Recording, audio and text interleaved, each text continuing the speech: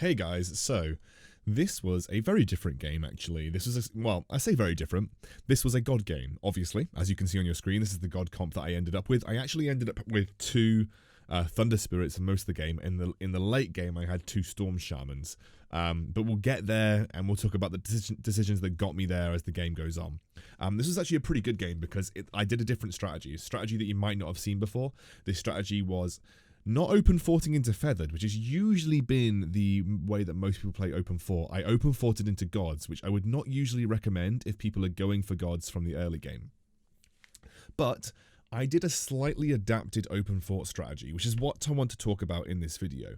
I essentially changed the way that I open forted because of some units that were offered to me. And I think it was a good decision because I think there's a bit of strictness, and even myself suffered from this strictness of open forting and sticking to buying absolutely nothing until you hit 50 gold. I actually don't think that you need to play open fort that way. It really makes about 1 round's difference in the grand scheme of things, and if you can beat the neutral golem round, you're actually in a pretty good spot if you're open forting and you beat the neutral golem round. So this is what's happened with me in this game. Now I'm going to talk about the reasons that I chose to open fort, but I think it's pretty easy to talk them through. I was thinking about trying to force a Glacier Knight build, which is why I picked up Lightblade Knight. Now, if I'd picked up Swordman, I probably wouldn't have open forted, so actually I guess I can thank my past self for trying to go for an early Knight force, which is always a bit of an awkward thing to make work. So, I think I then found a pair of Tusk Champions. I was like, okay, well this isn't too bad. Like I can work with this. I think that this like could have sort of panned out if I found a level 2 Tusk Champion. Again, if I had found a level 2 Tusk Champion, I probably wouldn't have open forted. And if I'd gone Swordsman here, I would have had an early Warrior buff and probably wouldn't have open forted in the first place either. But what I saw in terms of itemization, I was like, wait, I've actually got like half a Refresher Orb right here. And I don't think that works on Knights, and I don't think that works on Warriors either. And I didn't really feel like I had a super strong start in the first place. Plus, also seeing a guy got a level 2 Lightblade Knight on round 4, I was like, well, I'm just done. Like, I'm just not interested at this point in time. So I decided to open fort. Now, I didn't really know what build I was thinking of open forting into. Feathered has been nerfed ever so slightly. Not saying that Feathered isn't good. Feathered is still good in its matchups that it was good in before. It just maybe struggles a bit more versus something like Glacier Knights if it's fully stacked or whatever. But yeah, Feathered is still okay, right? In its matchups that it was okay in before. But I saw that there was only one guy God of Warring it up, and I was like, there's only one guy forcing Divinity at this stage in the game? I thought it was actually a pretty good idea to then think about going Divinity if I got the opportunity. Now, forcing Divinity is actually pretty hard if you're open forting, because by the time that you get to the point in the game where you're allowed to spend gold, it's usually by around round 13 or 14 on rolls. A lot of people have picked up the crucial components to a god build, and you actually might struggle to pick those up yourself. So that's why I decided to do something slightly different in this game, and you'll see exactly when I choose to do that. I think it's in the next round or the one after that. I just made a calculated decision based on what people were going. You see here, this is a round that you usually would not buy things on because you're on 30 gold exactly, so you don't want to lose that 1 interest gold. But then I was thinking to myself, that's 2 Gods of War, and there's only 1 other God of War player in the lobby right now. I can see him, you can see him there. So I was like, wait a second. I also did accidentally put them on. Luckily, 2 Gods of War isn't going to win me the game, and I do end up turning off auto-deploy, because auto-deploy can be a bit of a nuisance. It has bailed me out a few times, of course, but it can be a bit of a nuisance. And so I was like, okay, right, now we've got, like, some Gods of War. Like, we can buy a couple of things. Like, if we get a level 2 God of War, we might end up being in a situation where, we could take on the rock golems, for instance, in 2 rounds' time. So, like, I felt pretty comfortable making this decision because it really only delayed my 50 gold spike by about 1 round. And if you beat the rock golems, then that's actually worth it. Now, I'm going to explain now why that's worth it. It's because you preserve the HP from the rock golem round. So if you beat the rock golems by this particular strategy, you actually preserve the HP. And that's important because that's HP that you probably would have lost otherwise if you weren't trying to beat them with an open fort strategy that involved buying before 50 gold. Now you would notice I just jiggled my units around a little bit here, i.e. I kind of sold off some things, bought some things. Basically I did want to stay at 40 gold for this round, but if you look at the comp that I've got 2 Gods of War, I've got a Ripper, and I've got a Desperate Doctor. I'm actually not in a bad spot to take on this particular round. Now, I do end up buying another Desperate Doctor here because I think that it's the most likely way that I'm going to end up beating this neutral round. So that does take me below the 50 gold threshold, which I would have had if I hadn't bought the Desperate Doctor. But you'll see that I actually think it's worth it in this particular instance because I put the armor on my God of War 2. He's tanking a lot for me. I've got the 2 Desperate Doctors, and they both stun numerous times on the rock golems, and actually we end up in a situation where we've saved a lot of HP and also found some extra items that may come in useful down the line. So I sell off the Ripper here so I can get the Thunder Spirit. You know, I'm now working towards having a mage build, you know, I've got a classic god mage build. So we're now actually pretty comfortable to field our units. Like we would like to continue to lose streak, so I don't think I've got the strongest comp in the world compared to a lot of people, but I'm pretty comfortable fielding my units because I think that on the most part I'm going to end up losing. So you see here now I'm just going to basically put all of my gold into experience. Ideally I want to be about level 7 before I think about rolling. Now, what I'm looking for when I'm rolling is obviously going to be my 4-cost units. I'm looking for Soul Reaper, I'm looking for Storm Shaman, all of these kind of good things. And then I'm looking for the crucial level 2 upgrades, the level 2 upgrade on my Thunder Spirit, etc, etc. But otherwise I feel pretty comfortable with the position that I found myself in. I don't need to like panic roll just yet. I'm 41 HP.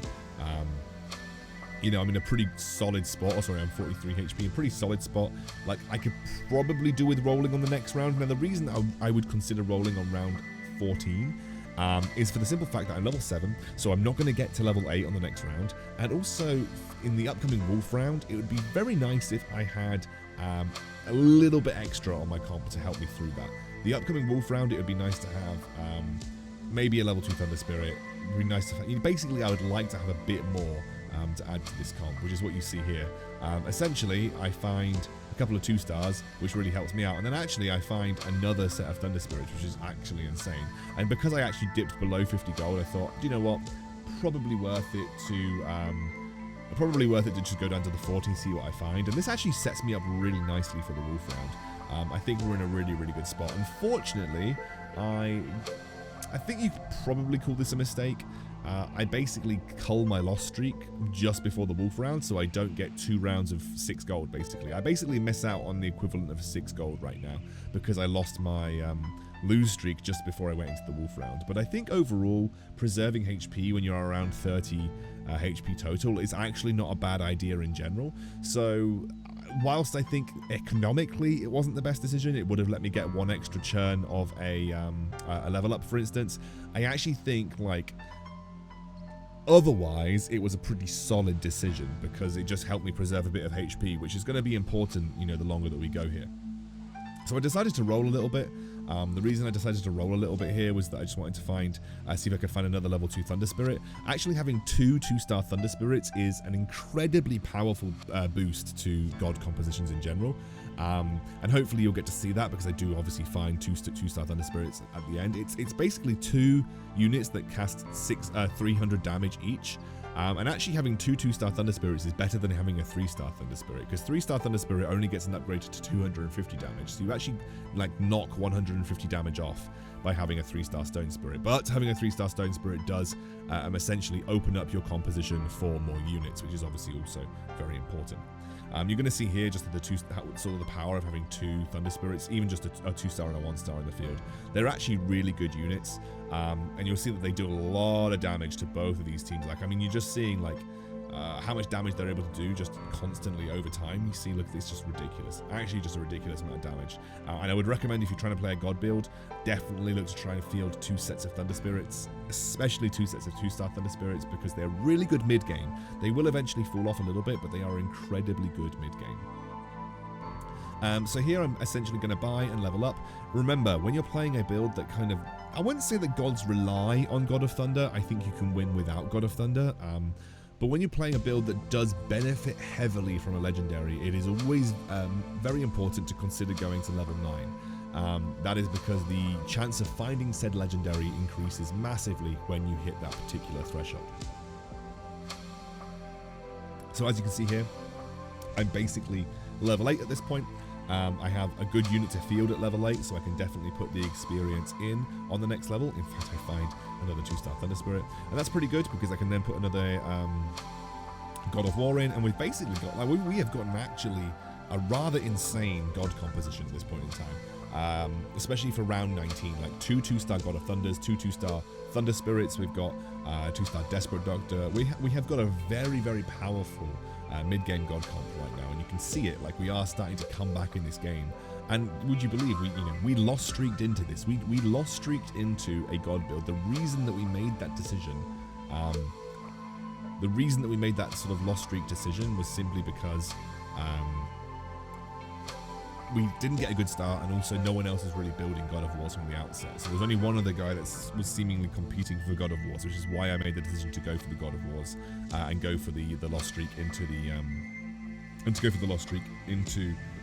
the God build in the first place. Now you see what I did here, and it's something that I will talk about a lot, is I saved my potential Refresher Orb combinations for my Storm Shaman. I think Storm Shaman is the single most impactful unit outside of God of Thunder that you can have a Refresher Orb on. God of Thunder can be a bit hit or miss as well. Like, Storm Shaman is guaranteed silence and it's guaranteed damage, whereas God of Thunder, unfortunately, bless his little heart, he does have his ups and downs in terms of the damage that he deals. So I think that in this composition, unless you're playing Siren, I think Storm Shaman is one of the most impactful units that you can have your Refresher Orb on. So I'm picking up things slowly. I'm obviously looking for a 3-star God of War. I mean, who isn't looking for that in a God comp? I do desperately want to 2-star my Storm Shaman, and I desperately want to try and 2-star my Soul Reaper, because they are two big, powerful units that I definitely want to have as close to level 2 as possible, because when they get to level 2, they get fairly major power upgrades. But I think, like, we could really just do very little wrong in this scenario. What I'm going to be doing here is now leveling up to level 9. Level 9, I can bring on my second God of War again, because that's going to give me 2 tanks, which is obviously nice to have. And actually, no, I found a Devastator. That's a lie. I found a Devastator. Devastator is a good unit to have in a God comp, because it provides a sort of an alternative source of damage. Most of your damage in a God comp, in God Mages, is going to be magic damage, of course. So when you're playing Devastator, he's pretty good at dealing physical damage, which can help you versus the marine bonus people. It can help you versus people who have got generally a lot of magic resist stacked on their units. So I end up losing here and going to 28 HP. This usually, especially because I am actually already level 9, spells like alarm bells for me. I'm saying, okay, like, you do need to consider trying to get to God of Thunder as quickly as possible. You need to consider trying to go for your 3 stars, like a 3-star Desperate Doctor. I could right now get a 3-star Thunder Spirit. Now, the reason I don't get a 3-star Thunder Spirit right now is because I might as well save that egg for something more useful. Getting a 3-star Thunder Spirit is not going to make my composition infinitely stronger. Getting a 3-star Thunder Spirit would be a luxury to free up a spot that allows me to put something else in that spot. It actually diminishes, or it lowers the amount of damage that my composition does. It just makes Thunder Spirit tankier, so the offset is that he doesn't die as quickly, and it might mean that it might realistically mean that he casts his ultimate more, or casts his ability more, because he's not dying. That's the only reason I'd go to a Thunder Spirit 3. Like, Thunder Spirit 3 itself is a very tanky guy. So I'm getting him naturally. I'm not going to say no to getting Thunder Spirit 3 naturally, but I will say no to using the egg to get Thunder Spirit when I don't necessarily need Thunder Spirit 3 to make my comp that much better. But I will take a Thunder Spirit 3 when it is offered to me, like in this scenario right here. And I actually do have something to bring on as well. I've got another Desperate Doctor, and having 2 Desperate Doctors is just more CC, which is absolutely fine. I will take more CC in this composition. And that was me checking how much damage a 3-star Thunder Spirit does. And if you need any more confirmation that it's just not worth it to go for like 3 stars like Thunder Spirit, you're looking at a massive HP increase, which is great if you're struggling and your Thunder Spirits are actually getting attacked. But you're also looking at the fact that he does 50 more damage per ultimate, which is just awful. Like, by the way, that is just strictly bad. So I'm actually going to start saving here. The reason I'm going to start saving is because I don't really have a desperation to find anything other than a 3-star Desperate Doctor. And obviously I'm looking for a God of Thunder. Like, I haven't found a God of Thunder for the majority of the game right now, but I am showing you that you don't necessarily need God of Thunder to actually win the game. Genuinely, God of Thunder is not a necessary addition to the lineup. Now what I'm doing is I'm waiting till after the neutral round. You'll see me do this a lot. When I'm trying to build a small gold income, I want to wait. If I'm like 2 rounds away from the neutral round, I'm going to wait until I hit that neutral round, and then I'm going to spend afterwards. The reason being is that the neutral round is free gold and free interest, so I might as well wait. And then I can choose what to do with my... I can essentially choose what to do with my interest afterwards. And you can see in this situation, I did end up getting my refresher orb. I can't find a druid for my unicorn, so I just end up selling them, which gets me to the 20 gold. So I'm going to get 2 extra gold in this next round. Now I have 2 options: go to level 10 or roll. I get more benefit out of rolling rather than saving to level 10. Like, saving to level 10 doesn't actually get me anything in this scenario. Saving to level 10 would just free up a slot that I barely have the units to fill up in the first place. So really what I'm looking for is another Desperate Doctor, and I'm looking for a God of Thunder. There you go, God of Thunder, boom, bang, Bob's your uncle. Now I've got a full God comp. And I can save the egg for God of Thunder. So if I find another God of Thunder, I can literally save the egg for him and get a level 2 God of Thunder, which essentially makes him very powerful, obviously. God of Thunder 2 is a big upgrade. As you can see, I find the God of Thunder 2, and that frees up space for me to have another Storm Shaman on, and having another Storm Shaman on is a good thing. Basically, stack up my God of Thunder with mana generation and damage, so he generates his mana more quickly. So you can see he basically gets his attacks, he gets his ultimate in a few attacks. And actually, I just don't think there's anyone that can stop me right now. Like, I've got one of the most ridiculously stacked compositions in the game. I say good game, and I'm basically going to allow Mr. Mason to bow out. He tries to split things up. Really, I didn't need to reposition here. There is a reason that gods are really good in most scenarios, that they just generally deal a lot of blanket damage across the board. So you can see I'm just watching my team beat him, and I watch him get beaten on his side. And yeah, there we go. Open 4 into gods. And this build actually got me about 1 win away from Queen. So we could be Queen by the end of the weekend. That would be awesome. Considering I've been playing 1 game a day for like the last month. I'd be really happy to get Queen this week. That would be great. Alright, see you soon.